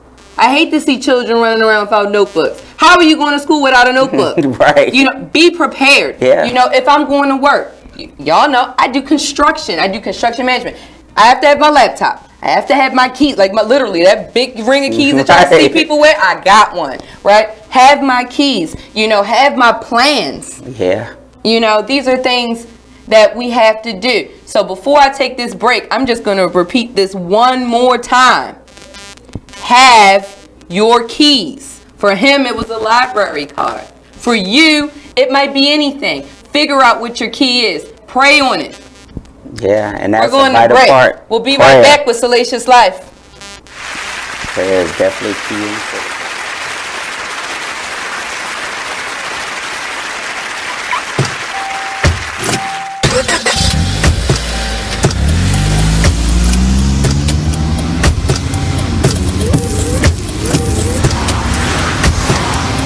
Driving has a rhythm all its own. Don't wreck it with a text. Before you get behind the wheel, silence your phone. Or better yet, designate a texter. For more text-free driving tips, visit stoptextstoprex.org. Brought to you by the Ad Council and the National Highway Traffic Safety Administration. Green light. Hey girl, school zone. I'm getting hungry. Car changing lanes. You want to meet me for pizza? Stop sign. Intersection clear. Yeah, street. Pizza sounds good. Ballin Street? Girlin Street! It's hard to concentrate on two things at once, like texting and driving. Stop the text, stop the wrecks. How will you stop texting and driving? Tell us at stoptextstoprex.org. Brought to you by the National Highway Traffic Safety Administration and the Ad Council. Here's what you missed on Salacious Life Radio. You know, when it comes to your children, especially if you're dating someone that you actually like, you do want it to work. So you're gonna hope and encourage the relationship between your child and that person because you like that person, you know. So you're gonna hope for the best. I mean, sometimes it just doesn't work, and you can't make it work. You can't force it. It's like a branch. You keep bending it. Eventually, it'll snap, and even if you put it back together, it'll never be what it once was. But you definitely pray on it. You hope for the best, you know, because like nobody wants to spend the rest of their life alone just because a particular relationship didn't work out, but you had this beautiful creature as a result of it, you know. But you don't want to necessarily spend and you're not all of a sudden a bad person. You're not all of a sudden not going to fulfill this other person's needs. You, madam, are a harlot and a scoundrel. Because I had one kid while I was still married. Like, I take that back. What if the situation turns around the other way? So you ready for your child to meet? They meet the person, and this person is a giver. So this person's buying your child lots of gifts and wanting to. I would usually. Do you let? You don't like if it's a birthday or some sort of holiday or something like that. Okay, and they want to get them a few things or get them something. Okay, but just on like a regular basis, like unless it's like Nestle's Quick or something that you can get from like, you know what I'm saying, or like Kit Kats or something like that. Like, no, don't spend a lot of money. It's unrealistic. I'm sorry. It's unrealistic. You are listening to BeExposedRadio.com. We're live. And we are back. When we left off, I was yelling at you all about having your keys, being prepared when that door of opportunity presents itself to you. But, you know, it's nice to have the keys, but there's another really bad habit other than forgetting your keys that we can all have, and that's procrastinating. You know, we wait. That door is sitting in front of us. We got the key in our hand, and we don't open the door. Like, how harmful can procrastination be? It's very, because a lot of times, like we were talking, you know, when I got the message from Cornelius, but I picked up the phone call, but just connecting and not procrastinating, could have missed the door of opportunity just to sit here and share and the dialogue and the network, another avenue. But had I procrastinated, I could have missed the door of opportunity. Right. You know, had you called at 10. Yeah.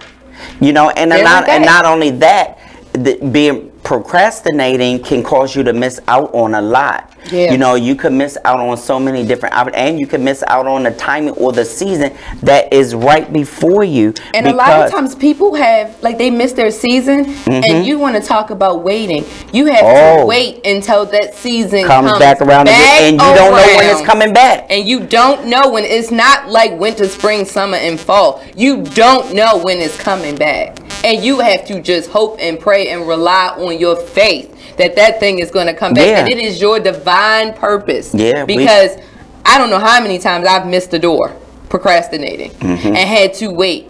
But also learning and teaching myself to believe in my lessons and in my journey. Had to believe in it. Because when you miss that first door and you're waiting for the next one to come up, you start questioning yourself. Is this really my journey?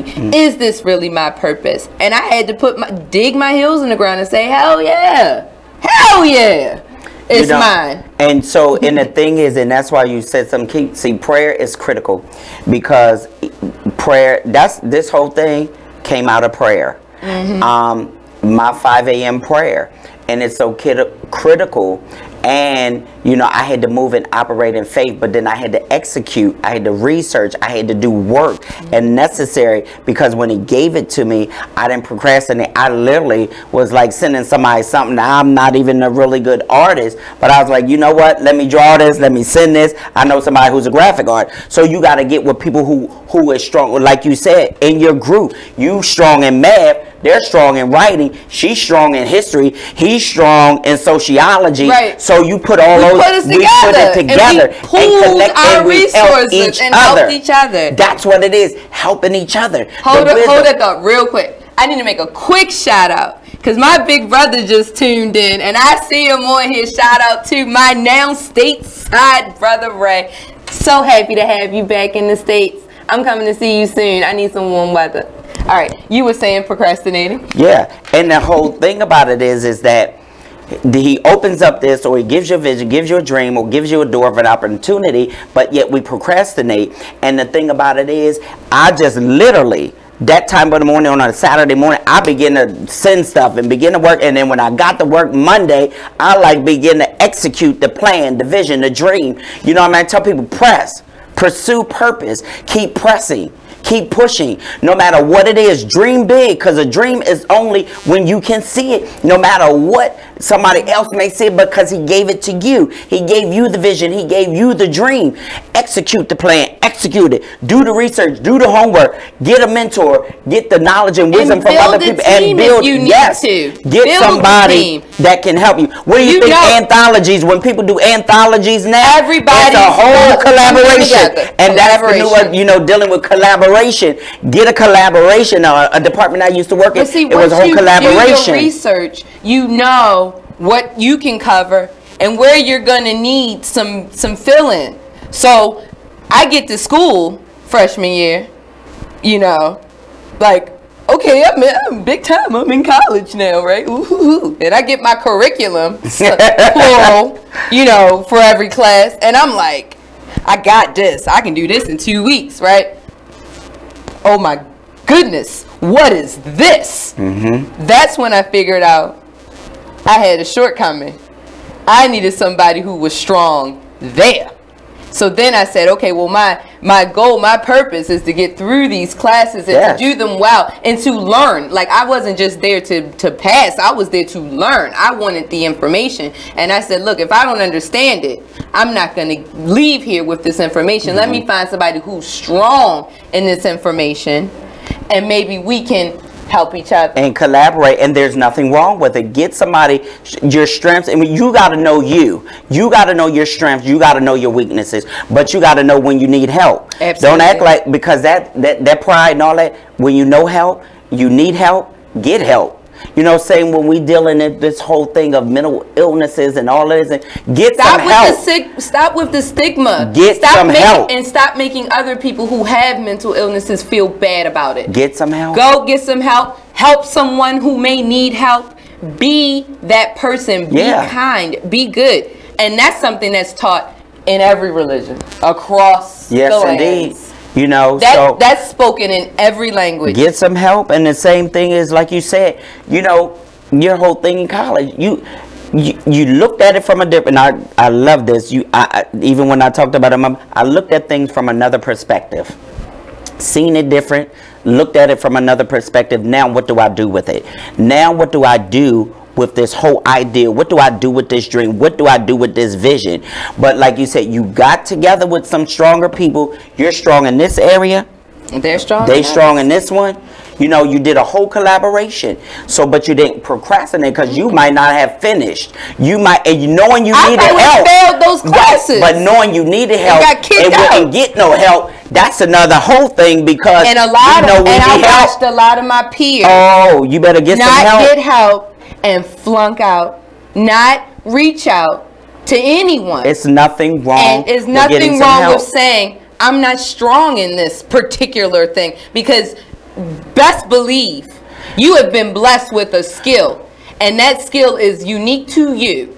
So that means that other people will have skills that are unique to them, and sometimes you need to go reach the source. One thing it is that, you know, if I needed good advice or something, I can go to my pastor because he's a man of wisdom, knowledge, or if I needed a financial, the man is just phenomenal, you know, and I thank God for a good shepherd and leader that will give me the right wisdom. Like, even with my one book that I tore the contract up, I let him see it. It's like, oh, okay, XYZ, because I'm going to bring something to him. One, very profound in that area, in the natural and the spiritual. Right. You know what I'm saying? So the thing is, or you know, if I needed something, I had to send to my friend Apostle Parker, and she looked at it, she's like, well, this word is wrong, because she's very thorough in that. You get with people that can help you. Absolutely. You know, you get with people that's going to help push your vision, push your dream. But listen, here's the other flip script. Make sure their motives, their interest, their motives, their perspective, it's all right,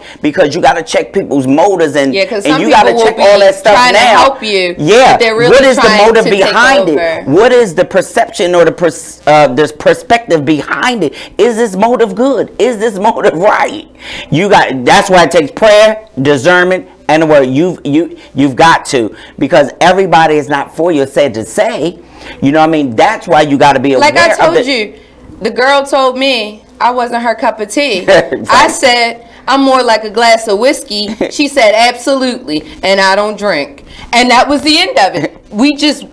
She wasn't for me, I wasn't for her. Like, our friendship just wasn't going to happen. Our collaboration just wasn't going to happen. It ain't personal, it's just purpose. It wasn't personal.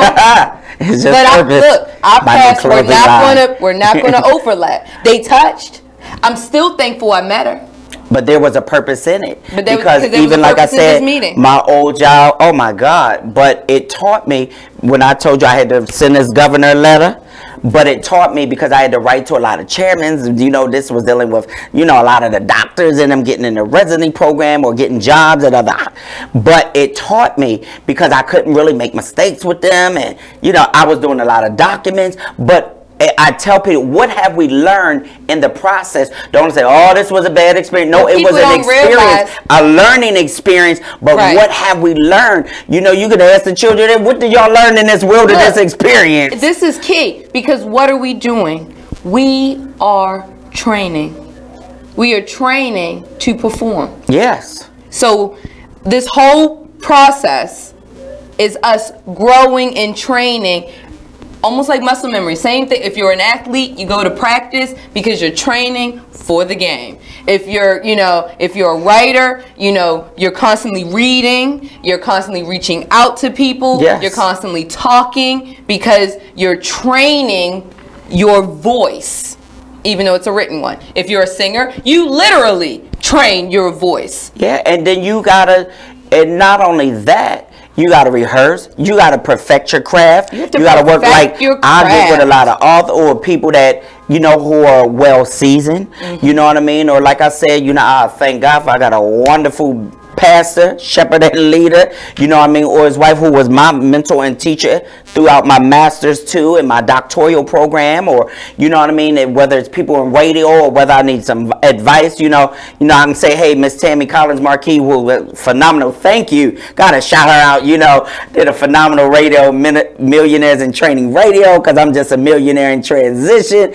But you know, she was the connecting factor of me for Upwards magazine, which I was featured on the cover. You know, shout out to my brother in India, CEO. That is so cool. And not only that, you know, and can you imagine, y'all? Can y'all imagine being on the cover of a magazine in a whole nother country? Yeah, and so shout out to Cornelia, Vital magazine. Shout out to Cornelia, so because ain't nothing wrong with being on the front cover of a magazine. This cover right is really here in your hometown. Yeah, this cover is nice, but you know, then you know, right. Dr. Kishmia George, you know, I mean, and you know, Miss Tammy Collins Marquis, with our connection, you know, I'm featured in the Kish magazine. So the whole thing about the connecting and the networking, but always just remember to tell people thank you. Always remember to tell God thank you, because He don't have to do it, and people don't have to be nice. I said this. I think you will open up room for more. Absolutely, I said this a couple months ago, and I will never forget this. When my grandfather passed away earlier this year, my other grandfather, who's passed away years ago, used to say something to me, and it rolls through my mind like a marquee.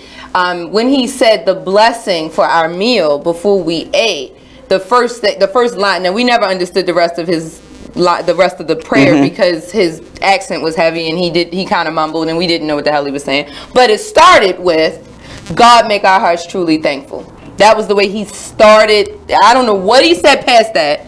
We still don't. We know we kind of sing-songy it to kind of keep him alive, because we really have no clue. Everybody has their version of that prayer, but it all starts with, "God make our hearts truly thankful." Please have a grateful spirit. It really have is. a thankful heart.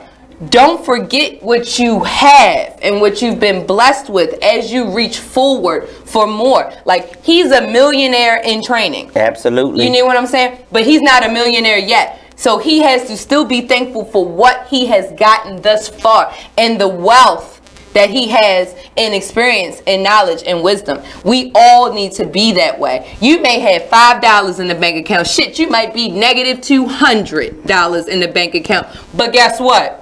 You got a bank account. Be grateful. Yeah.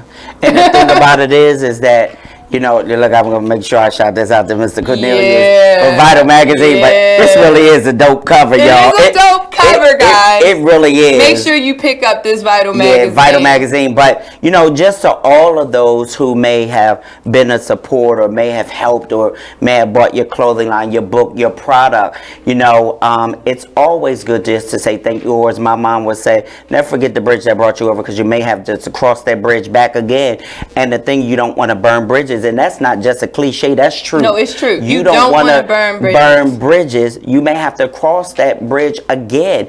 And the thing about it is that and then I live by this Proverbs 22:1. I'd rather have a good name than great riches. It's the word, because a good name. But if you seek ye first the king, he said all that would be added. But a good name will get you all that stuff. But we've got to have integrity. Got to have credibility. We can't be deceiving and conniving and trying to, you know, tear each other down or any of that. One of the classes I used to teach, I haven't taught any classes lately because I just haven't gotten it in my schedule yet. But I teach a class for a continuing education class for people who are becoming recertified in construction management and different types of property management, things like that, mostly on the commercial side. But anyway, one of the classes I teach is the ethics class. Most people don't realize how ethics plays a role in real estate, like how heavy a role ethics plays in real estate, like, and how I try to teach people that you have to be honest and you have to be transparent and you have to be fair,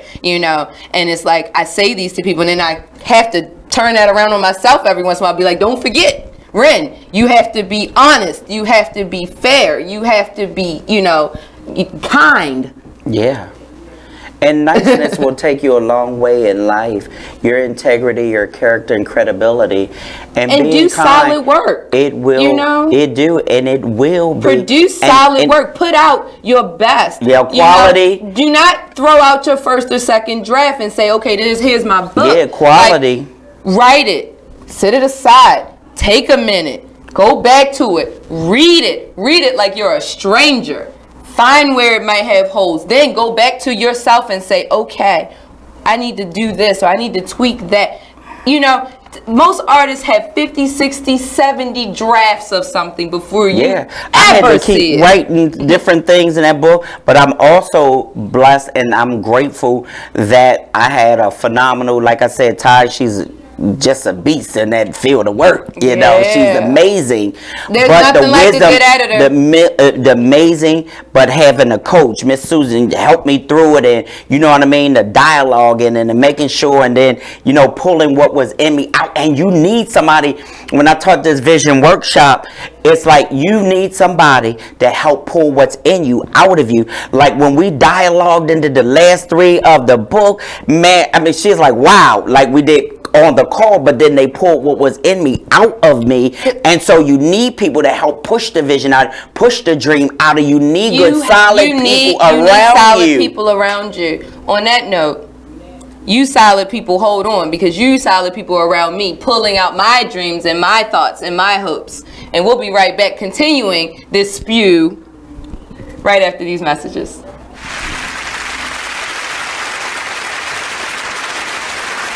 Take a minute and listen to this flashback of the old school Brouhaha radio show. Give her a second to answer that. Oh, can I have one more question for the cards. I'm going to think the question and then just pull. Do you want a specific deck or do whatever you want? And I'm going to do the same exact thing in a minute and silently ask. Okay. A quick read. A quick. Just a quick. A quick. Here you go. I'm going to do it for you. Ready? I didn't ask it yet. I don't think it matters. Okay, I'm asking it now. Stop playing. Done. Done. You're done. I thought you were shuffling. Alright. Which does it? What's that? Okay, so 3 of Swords. This is a love triangle. This is so there's 1 in the middle and there's 2 on the outside. This is also the card of disappointment, broken promises, some hurtful wounds. Oh, really? Yeah. You asked. Wow. So interesting. 1 of the swords is very loyal. Oh wait. Shut up. That was the last thing. Let yourself receive.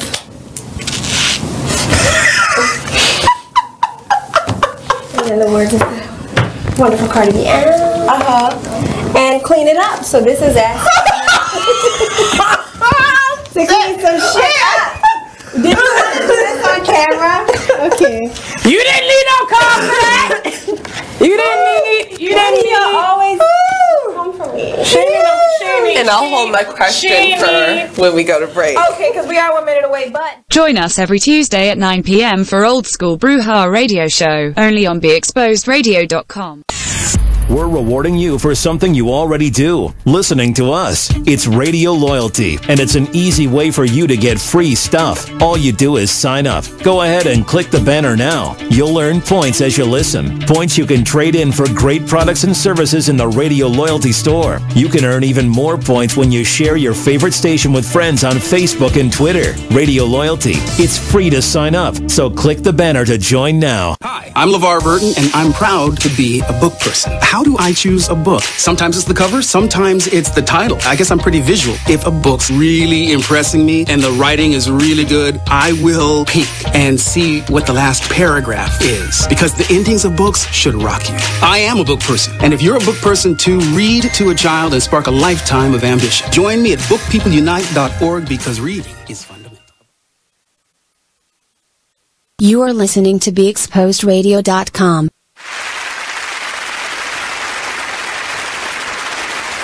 Back. It's so sad because it's almost time to say goodbye, and it's so much going on. We need to shout out John Hudson, who was the amazing photographer for the cover here in Vital Magazine and the spread in Vital Magazine. So definitely shout him out. You know, Eddie, I see you watching. We will see you soon here on Salacious Life. I definitely want to thank everybody who tuned in tonight, because this has been an amazing journey. Just this right here, these 2 hours to share the process, because I'm always talking about it, because when I reach out to other artists, I'm always looking for suggestions, because you have to be open to suggestions. You have to be open to other people's processes, because there may be strategies in there that you can adopt that really will help you. Understand that you are not going to be the smartest person in the room on every single subject, so be open to learn. You have to be willing to learn. You always have to be a student. And when I was doing I had to do a presentation for my doctoral, which was the 7 laws of the learner, the teacher and the student. The teacher has a responsibility to teach the student, but then also the student has a responsibility to learn. And if you don't ask questions, if you don't learn, here it is, though it may be on the teacher, but what has the student done to say, I need help, I don't know this, I don't understand, and that's how have they reached out? That's something. And see, when we talk about legacies, those are the types of things that I want to pass on. Remember to ask questions. These are the things that I want. I want to teach somebody. I want to pass on the strategy of learning. I had a job where I really couldn't ask the boss like a lot of questions, and it was like, now where I'm at, I said, listen, I'm gonna ask you a whole lot, but this is why. But the mere fact is that I took that, because I wouldn't take another job like that, but it helped me. But like I said, it's all in what have I learned in the process of it. You know what I mean? And in our journey in life, what have we learned? Whatever situation, whatever circumstance, whatever we had to go through, whatever storm, it all has a purpose. There's a plan. There's even for us to, it causes us, even when we were dealing with the strategy and strategic planning and, planning, process, preparation, all of that started with somebody planting the seed, whether we were seeding from the natural, from the spiritual, and our seed does have power. So I'm telling you all, y'all go to Amazon, Barnes & Noble. The book is going to bless you, because it deals with everything we were talking about today. Look, invest in yourself. I told him earlier, one of the only solid investments you can make, one of them, but one of the most important ones, is in yourself. Don't forget to invest in yourself. This may be the key you need to open that door, that opportunity that's right in front of you. It's important that people reach out, get out of your comfort zone, look for help. It may be in a book, it may be in a person, it may be on a screen right now or in your ear, but listen and reach out. My door is always open, so if you ever have a question for me, feel free. I mean, people stay in my inbox anyway, and I'm actually pretty good about answering them unless they're, illicit. I don't do that, so let's just leave that where it is. But otherwise, if you just have questions, because, one of the things I specialize in, one of the things I search, one of the things I research and constantly am learning about is interactions. And people and relationships, because it's what I love. Because I have been blessed with a life, and I am insistent on living it and not just existing. When we finish this show, there's a difference. When we finish this show, the last thing I say to my listeners, and the last thing that I say to people, and the last thing I hashtag on every single photo is love life, be brave, and live unapologetically. And that doesn't mean go out and wild out. Living unapologetically means don't do things that you will later have to apologize for. But on that note, we do have to close it out. So I want to send you a very, very big, gracious, because I have a grateful heart, a gracious thank you for joining me tonight, for sharing your gift and your ideas with us here. Hopefully you've inspired someone. I can almost guarantee you have. I am looking forward to the future. I am looking forward to reading about you and seeing you. I know you have a panel coming up in May. I might try to see if I can slide down to Florida. Shout out to Miss Pat, right? I'm excited about it. And just you know, people reaching out, pouring, and even, you know, sometimes even seeing what's in you, right? You know, that you may not see, you know. So that's why when we have good spiritual leaders like that. So shout out to the best church, my church, 3910 West Rogers Avenue, my bishop, you know, and all the people that pour into me. So if you're looking for a church home, this may be an option for you. But we do have to go because they about to kick us up out of here. They about to turn off the lights. They about to kick the power. So we will see you again. Look out for him. Look out for me. Love life. Be brave. And most importantly, live unapologetically. We'll see you next week with Hump Day Discourse on Salacious Life. Be blessed. Absolutely.